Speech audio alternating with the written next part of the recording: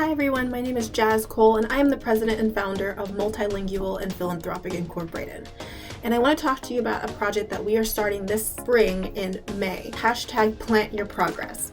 So this is actually really exciting because it is a project that can get you outside as well as being able to emphasize coming together and actually being able to learn languages consistently. So the problem with learning languages is that it's just being consistent. I feel like that's one of the major stumbling blocks that it discourages people, that can actually stifle your progress. Because any progress that you make on anything that you want to work hard for is going to take time. And agriculture is the best example of that. As we know, technology moves rather quickly. Agriculture takes time. And so with that, I feel like sometimes when we're trying to make progress on goals, it can really be frustrating when you feel like, you're putting an effort, you're not being consistent, and then because of the fact that you're not perfect or you may not be seeing any immediate progress, it can discourage you to stop. And as a recent book that I recently read from Atomic Habits by James Clear, is that sometimes progress can be happening in the very beginning, but it's just really hard to detect. He mentions in his book that cancer is basically like 80% of it goes undetected until it eventually becomes noticeable. But progress, it's very, very small in the very beginning. Sometimes you can't always see it. And same thing with seeds. When you plant seeds in the ground, you can't always see the progress until it comes out, until it eventually reaches a point where it can sprout. And what I love about this project is what I will be doing is I will be planting seeds. I will actually be growing these seeds with my language learning progress.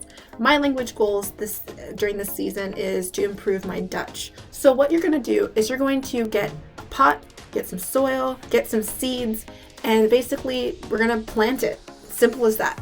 So you're following the instructions on the back of the seed packet. If it says that it's 70 days until harvest, we will make 70 days of progress of learning this language and planning on making efforts to actively learn during that time. And during that time, you are not allowed to complain. You're not allowed to be like, why am I not learning? You have to just keep going. Even if it's just 15 minutes a day reading, or actually, just starting 2 minutes. Just start learning, find a book in a language that you're in your target language and actually being able to just read it for 2 minutes. And eventually you're going to start picking things up. It's going to be difficult because you may not understand a lot of words, but over time as you make progress, just starting 2 minutes and eventually expanding into 5 minutes, 10 minutes, because you're going to start understanding things a lot more than you probably would before. Really, during that time you're not allowed to make any comparisons. You're not allowed to make any negative judgments until it comes to fruition.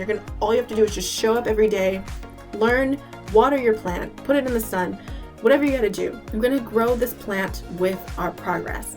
And so with that coming into fruition and seeing where you are, even 70 days or 90 days or however long that it takes for that plant to come to full harvest, and seeing where your progress is at. And besides, this is a really great way to get you outside. Also, growing things from seeds is so much more exciting than growing things than taking care of full-blown plants, I will just say. Just because with seeds, you don't know how it's going to turn out, versus with a full plant, you already see it. So being able to actually treat your progress like a plant, caring for it, reading, showing up, even if you don't want to. So you got to do it. You have to do it. So if you'd like to participate, make sure you send us your photos or your updates on #PlantYourProgress on social media.